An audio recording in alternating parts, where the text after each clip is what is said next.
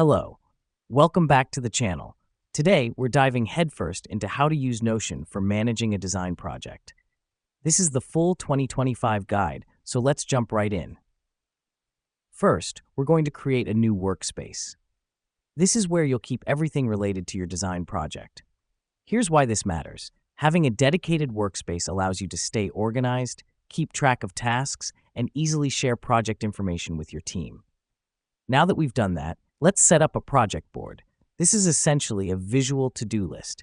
You can create different columns for different stages of your design project, such as ideas, in progress, and completed. The reason we do this is to have a clear overview of the project's progress at a glance.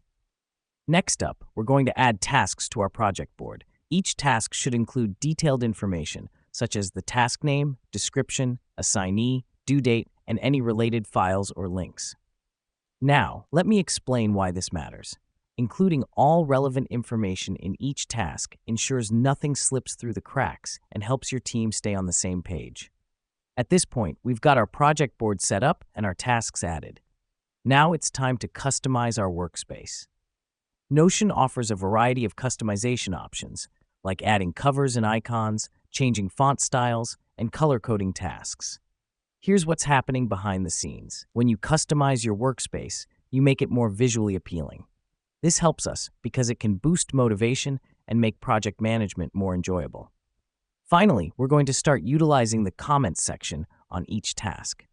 This is a space where team members can discuss task-related matters, ask questions, or provide updates.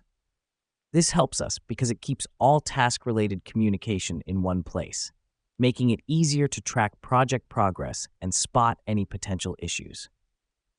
And that's it. You've now learned how to use Notion for managing a design project.